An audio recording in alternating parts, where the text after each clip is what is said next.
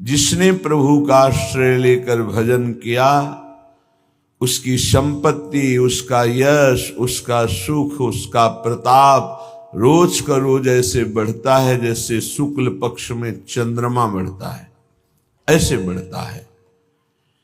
काको धन काके पशु मंदिर, काके सुत अबला, थिर नाही कछु दामोदर हित, जग में चली चला, जग में चली चला। इसलिए रे मन भजिए नंद लला।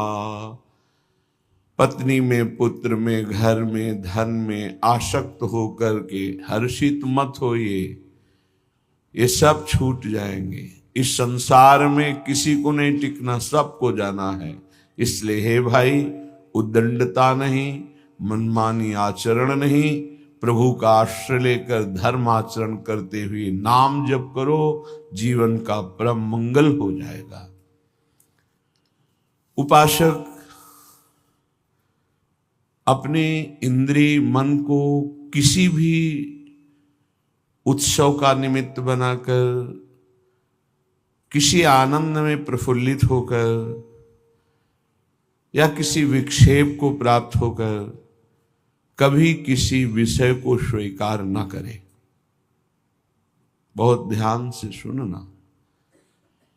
एक दिन की छूट तुम्हारे जीवन भर के लिए वो संस्कार रूप में फांसी बन जाएगी। ऐसी जगह आपको फंसा देगी, निकलना मुश्किल हो जाएगा। फंसना सहज है, निकलना मुश्किल है। हर भोग एक विशाल अथाह दलदल है, धंसते चले जाओगे, निकलना कठिन है। इस बात को दिमाग में चाहे लिख लो या डायरी पे लिख लो। हर भोग माया का ऐसा दलदल है कि जो इसमें एक बार चखने के लिए कूदा, वो धंसता चला गया। गुरु कृपा, हरि कृपा निकाल ले तो निकाल ले, या निकला हुआ महापुरुष निकाल ले, अन्यथा वो उसमें डूब ही जाता है। ऐसा दलदल है। जिसे वृंदावन धाम का आश्रय मिला, राधा नाम जपने को मिला, रसिकों का संग मिला, मानो प्रभु हमें बुला रहे हैं संसार चक्र से दूर करके अपने निज लीला रसास्वादन के लिए, लीला पात्र बनाने के लिए ये सब संयोग बैठा है। श्रीपाद कह रहे हैं, ऐसा वृंदावन जहां अत्युत्कृष्टे सकल विधया श्रील वृंदावनेस्मिन् दोषान् दृष्टान् निजहत दृशा वास्तवान् ये वदन्ति तादृक् मूढ़ा हरि हरि मम प्राण बाधेप्य दृश्याः संभाव्याव कथमपि नहीं प्राय सर्वस्य हास्याः। हे भाई, तुम्हें यदि वृंदावन वास मिल गया है या आश्रय मिल गया है, आप 2-4 दिन के लिए ही वृंदावन को आए हैं, तो आप अपने भाग्य को सौभाग्य में बदलें, दुर्भाग्य में नहीं। यहां दोनों काम हो जाएंगे। आपका भाग्य सद्भाग्य में बदल जाएगा, और अगर आप सावधान हुए तो आपका भाग्य दुर्भाग्य में बदल जाएगा। बहुत पावर है, बहुत पावर है।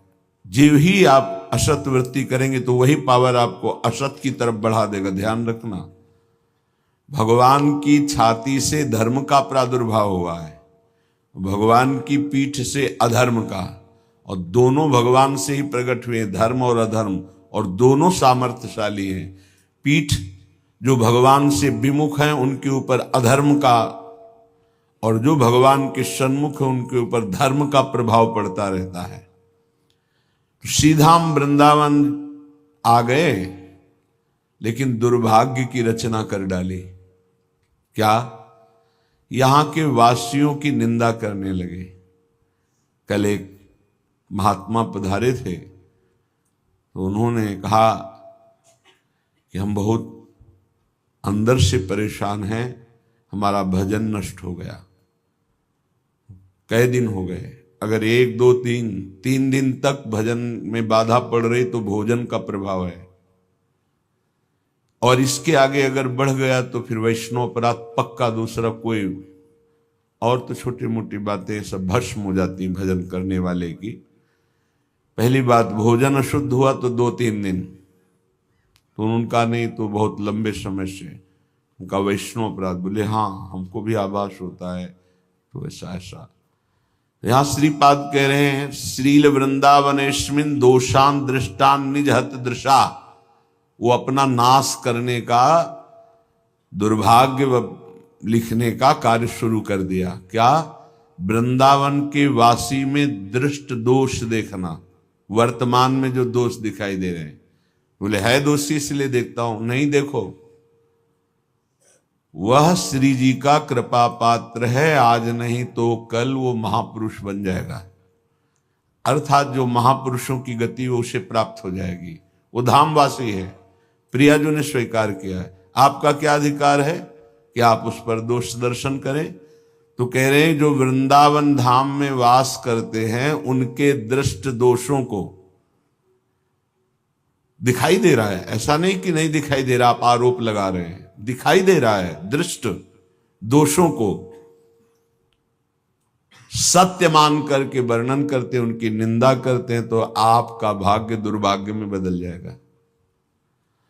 यदि आप ये विचार करके कि श्री जी के लाड़िले हैं, इनकी बाहरी बात है पर इनके ऊपर बहुत कृपा है, आज नहीं तो कल ये सब सुधर जाएंगे क्योंकि लाडली जी के कृपा पात्र हैं, बात बन गई। ऐसे मूर्ख लोग अपना संकट स्वयं चयन कर लेते हैं। जो दूसरों की, वृंदावनवासी की दोष दृष्टि से निंदा आदि करते हैं, बहुत निकृष्ट बात है, इसे कभी स्वीकार न करें। सच्ची कहते हैं, देखो अपने सब पावन भूमि में बैठे हैं, निंदा तो अपनी करनी चाहिए। अंदर से देखो, ईमानदारी से देखो, जो हमारे अंदर कूड़ा करकट है इसकी निंदा करनी चाहिए कि मैं बहुत नीच हूं, हम पर इतनी कृपा है लाडली जी की, इतना दुलार कर रहे हो, हम उनकी दुलार को ठुकराए चले जा रहे हैं। वो कह रहे हैं दाहिने चलो, हम बाएं बढ़ते चले जा रहे हैं, पर वो कृपा ही करती जा रहे हैं। हम कभी एकांत में बैठकर नहीं रोए कि मैं कितना नीच अपराधी हूं कि अपने इतने करुणा में स्वामी का विरोध कर रहा हूं, उनके विरुद्ध चल रहा हूं, जबकि प्रतिकूलस्य विसर्जनम, बिल्कुल विसर्जन कर देना, आज के बाद कोई गलती नहीं होगी। पर हम गलती पे गलती करे जा रहे हैं। श्री जी इस बार माफ कर दो, आगे से फिर किया, श्री जी इस बार माफ कर दो, फिर वही वो माफ करती चली जा रही। हमसे गलती होती, जब हम ये देखेंगे तो हम दूसरे को देखने लायक ही नहीं। हम क्या दूसरे को देखें? हम अच्छे हों तो दूसरे को देखें, और जब सच्चाई में तुम अच्छे हो जाओगे तो दूसरे के दोष नहीं दिखाई देंगे, सब में अपने प्रभु दिखाई देंगे। इसलिए श्रीपाद कह रहे हो, मूर्ख लोग अपने संकट को बुलाते हैं, संकट का निर्माण करते हैं। ये बहुत भयावह बात है कि किसी वैष्णव या किसी वृंदावनवासी की निंदा बिल्कुल भूल कर मत करना। ये ब्रजवासी जन भगवान के लाड़िले हैं। देवराज इंद्र को भ्रम हो गया, घुटनों पे आ गए, तब भगवान ने क्षमा किया। जाओ, त्रिभुवनपति घुटनों पे बैठे थे इसी रज में। ये जो गोविंद कुंड है ना, घुटनों के पर थे, नाथ क्षमा कर दो, जाओ। ऐसा अहंकार मत करो कि तुम्हारे द्वारा पूरी सृष्टि चल रही है। ये ब्रजवासी हमारे प्राण हैं, अगर इनको कोई संकट तो फिर हम उसको महासंकट में डाल देंगे। हमारे ब्रजवासियों को कोई ना छेड़े। भगवान कह रहे मेरे प्राण हैं ब्रजवासी जन। देवराज इंद्र से ज्यादा नाराज नहीं हुए। कारण जानते हो? किया तो उपद्रव ब्रजवासियों को पीड़ा देने का, लेकिन सब ब्रजवासी एक साथ बैठ कर दिए ना, तो लालजू ने थोड़ा तो उन पर शासन किया, फिर कृपा कर दी, लेकिन ब्रह्मा जी के ऊपर कृपा नहीं की, क्योंकि अलग कर दिया। ये उपद्रव किए पर सबको इकट्ठा कर दिया, इसलिए ज्यादा इनको पढ़ के देख लेना, ज्यादा नहीं, बस इतना कहा तुम देवराज हो, सतोगुणी हो, अहंकार मत किया करो। लेकिन ब्रह्मा जी तो कांप के चले ही गए, भगवान मुस्कुराए नहीं। क्यों? ब्रजवासियों को अलग कर दिया। तुम ब्रह्मलोक में मायामयी सैया पे सुला दिया, हमारे प्राण प्यारे ब्रजवासियों का अपराध करते हो। तो आज तक ब्रह्मा जी का प्रवेश नहीं ब्रज में, बात समझ लो। वो मूर्ख हैं जो वृंदावन या ब्रजवासी जो वास कर रहे हैं उनके प्रति दोष दृष्टि करें। 12 वर्ष में तो सिद्ध हो जाता है, 21 वर्ष में क्यों नहीं परिवर्तन हुआ जी? गलती तो जब हमारी गलती, तो हम दूसरों को क्यों दोष दर्शन करने वाली वृत्ति से देख करके निंदा करें, उनका अपमान करें? हमारे अंदर खुद इतनी ये गलत है, तो तुम क्या कर रहे हो? तुम भी तो गलत हो जो दूसरों का दोष दर्शन कर रहे हो। परमार्थ कहता है किसी के भी ना दोष देखने ना गुण देखने, सब में भगवत भाव देखना।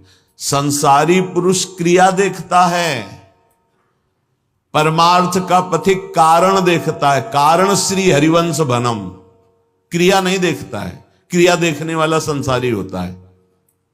श्रीपाद कह रहे वो मूर्ख लोग संकट की स्वयं रचना कर देते हैं।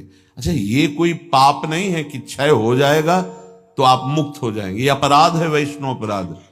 ये तभी क्षय होगा जिस वैष्णव से अपराध मना है उससे क्षमा याचना हो जाए, नहीं तो, या फिर आपको पता नहीं तो गुरुदेव क्षमा कर दे, जाओ कोई अपराध नहीं। तो अखंड मंडलाकारम व्याप्तम चराचरम, गुरुदेव सब में व्याप्त है, हर अपराध क्षमा कर सकते हैं वो। गुरुदेव अगर कह दे जाओ कोई अपराध नहीं, तो कोई अपराध नहीं। गुरु महिमा बहुत बड़ी है। मंत्र मूलम गुरु वाक्यम, मोक्ष मूलम गुरु कृपा। हर अपराध से मुक्ति के लिए गुरुदेव है। गुरुदेव मुझे पता नहीं क्या अपराध बन गया, लेकिन है कोई अपराध, क्षमा कर दो। उन्होंने कहा जाओ कोई अपराध नहीं, तो पूरी सृष्टि का अपराध क्षमा हो जाएगा। गुरुदेव में ऐसी सामर्थ्य, वो भगवान का साक्षात कृपा वपु है। कभी किसी को ऐसा महसूस हो तो अपने गुरुदेव भगवान से क्षमा मांग ले। अगर नहीं पता चलता कि किस वैष्णव का अपराध बना है तो गुरुदेव से क्षमा मांग ले। श्रीपाद कह रहे हैं ऐसे व्यक्ति हमारे चाहे प्राण संकट में पड़े हो, कभी समीप ना आवे, मैं इनका दर्शन न करूं और इनका संभाषण न सुनूं। जो संतों की, ब्रजवासियों की, वैष्णवों की, भगवत भक्तों की निंदा करते हैं, ऐसे लोग हमारी दृष्टि में ना आवे, कभी हमारे कान में इनकी आवाज ना पड़े, और कभी प्राण संकट होने पर भी मैं इनकी सेवा स्वीकार ना करूं। क्योंकि ऐसे लोगों का विषय सेवन करना, दिया हुआ भोजन पाना, या उनके पास बैठना, या उनकी दर्शन करना, इस सारे साधन को हास्यास्पद बना देते हैं। उपहास योग, अर्थात कुछ नहीं रह जाता जो ऐसे लोगों का संग करता है। अपराध नहीं, निंदा नहीं होनी चाहिए, बहुत सावधान। पूज्य श्री चंद्रशेखर बाबा जी महाराज वो कहते थे कि ब्रजरज, ब्रजलता और ब्रजवासी, इन तीन से श्रद्धा बिगड़ गई तो बात तुम्हारी बनेगी नहीं। उनके श्रीमुख के शब्द थे कि तुम रेगिस्तान में वास कर लो तो तुम्हारा कल्याण हो सकता है, लेकिन ब्रजवासी, ब्रजरज, ब्रजलता, इनका अपमान अपराध करोगे तो वृंदावन में तुम्हारा कल्याण होने वाला नहीं है। वो डायरी में लिखा हुआ पूज्य चंद्रशेखर बाबा जी महाराज, वे भी 25 वर्ष पहले की बात, प्रारंभ में ही दर्शन के लिए। तो यहां श्रीपाद कह रहे हैं ऐसे मूर्ख लोग अपने संकट का स्वयं निर्माण कर लेते हैं। किसी भी विषय में क्यों ना हो, जो वृंदावन वासियों की निंदा करते हैं उनका मैं दर्शन न करूं, कभी संभाषण न करूं, कभी दिया हुआ कोई पदार्थ या विषय सेवन न करूं। उपासक को सावधान रहना चाहिए। अपना काम बनाने आए हो कि तुम यहां सृष्टि सुधारने आए हो? देखो तुम्हें पक्की बात बता दे, भगवान भी पूरी सृष्टि को नहीं सुधारे। जब अवतार लिया तो जो भगवान की शरण में हुए, सन्मुख हुए, उन्हीं का उद्धार हुआ। ध्यान रखना, चाहे काम से, चाहे द्वेष से, चाहे राग से, चाहे भक्ति से, कैसे भी अवतार के समय जो भगवान से जुड़े वो परम पद को प्राप्त हुए। भगवान के अवतार के समय हम लोग भी होंगे, कीड़ा मकोड़ा, दीमक, चींटी चीटा जो बने होंगे, तो हमारा उद्धार नहीं हुआ। जो सन्मुख हुए, नाम जप किया, उन्हीं का उद्धार हुआ। ये बात पक्की समझ लो। तो भगवान अवतार लेकर के जगत मंगल के लिए आए, पर जो भगवान की शरण में हुए, सन्मुख हुए, उन्हीं का कल्याण हुआ। तो आज भी भगवान हैं, उनका नाम है, उनका रूप है, उनकी लीला है, ये उनका धाम है। जो सन्मुख होंगे, ठीक से चलेंगे, वो भगवान को प्राप्त होंगे। बहुत भय देने वाला प्रसंग है आगे का। महाप्रभु चैतन्य देव श्री रघुनाथ दास गोस्वामी जी के ऊपर अपार कृपा की, तो बहुत ही वैराग्यपूर्ण जीवन आपने कल सुना। ये भगवान ऋषभ देव जी अपने पुत्रों को उपदेश कर रहे हैं। उसी श्लोक को महाप्रभु ने कहा कि गुरुर्न स्यात् स्वजनो न स्यात्, पिता न स्यात्, जननी न स्यात्, दैवं न तत्स्यान्न पतिश्च सास्यान्, न मोचयेद्यः समुपेत मृत्युम। वो गुरु गुरु नहीं है जो अपने शिष्य को भगवत प्राप्ति न करा दे, मृत्यु के पास से छुड़ाकर अमर पद न प्रदान कर दे। वो गुरु गुरु नहीं। गुरु न स्यात्, वो कैसा गुरु जो अपने शिष्य को भगवत प्राप्ति न करा दे। वो कुटुंबी स्वजन स्वजन नहीं है जो भगवान के भजन में ना लगा दे। अगर भगवान का भजन नहीं करने देता तो जाके प्रिय न राम वैदेही तजिए ताहि कोटि बैरी सम, जद्यप परम स्नेही। वही कुटुंबी है जो भगवान के भजन में लगा दे। जो भगवान के भजन में विघ्न पैदा कर दे, भगवान में ना लगने दे, वो हमारा कुटुंबी नहीं, वो हमारा स्वजन नहीं, वो हमारा करोड़ों वैरियों के समान है। पिता न स्यात्, वो पिता पिता नहीं है जो मुझे भगवान के मार्ग में ना बढ़ाए, बढ़ने से रोक दे। वो पिता पिता नहीं। नहीं, ये बड़ी उत्तम उपदेश वृत्ति भगवान ईश्वर। वही पिता है जो अपने पुत्र को भगवत प्राप्ति करा दे। स्यात् जननी, वही मां है जो भगवान के चरणारविंद में अपने पुत्र की वृत्ति बढ़ावे। लेकिन आजकल तो माता पिता बालक को वही सिखाते हैं जिससे उदर भर जाए। 3 बातें, पेट भर जाए, अच्छे कपड़े पहन लो, खूब भोग भोगने को मिले, यही शिक्षा है। इतने केवल लक्ष्य है। कह रहे स्यात् जननी न स्यात्, वो पिता नहीं, वो माता नहीं जो भगवान की प्राप्ति कराने का उपदेश न करे, नाम जपने का उपदेश न करे, वो नहीं है माता पिता। दैवम न तत्स्यान्न,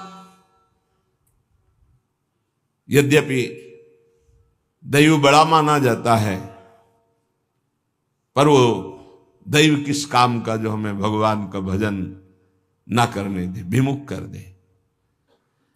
और सही बतावें, दैव कुछ है ही नहीं, हमारे कर्म ही हमारे दैव हैं। मानव जीवन मिला है इस दैव दैव वाली बात को व्यर्थ कर देने के लिए। भजन करो इतना डट के, हर प्रारब्ध क्षीण हो जाए, हर कर्म भस्म हो जाए।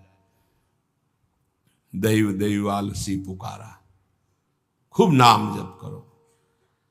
कह रहे वो पाणी ग्रहण करने वाला पति पति नहीं है जो श्री कृष्ण की प्राप्ति करने में बाधा पहुंचा दे।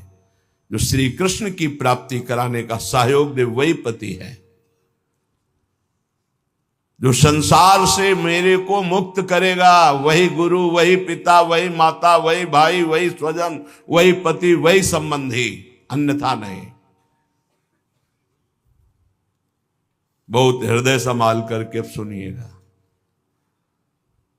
निष्किंचनस्य भगवद भजनोन्मुखस्य पारं परम जिगमिशोर भवसागरस्य संदर्शनम विषयिणामथ योषितांच हा हंत हंत विषभक्षण मतोप्य साधु। ए साधु विरक्त, बहुत खेद और दुख की बात कि यदि संसार रूपी समुद्र से पार जाने के लिए तुमने विरक्त भेष ले लिया, वैराग्य भेष ले लिया और विषयी पुरुषों का संग करते हो और विषयी स्त्रियों का संग करते हो, तो इससे अच्छा है कि जहर खा के अपनी शरीर की वृत्ति पूरी कर देनी चाहिए। हा हंत हंत विष भक्षण तो पिशादो। दूसरा भाव कि इससे अच्छा तो जहर है कि बहुत से बहुत शरीर ही छूटेगा, लेकिन ये विषय तो अनेक जन्मों तक तुम्हें नरक पहुंचा देगा। सचमुच सचमुच भगवान की भक्ति निष्किंचन ज्ञाननिष्ठ वैराग्यनिष्ठ जो है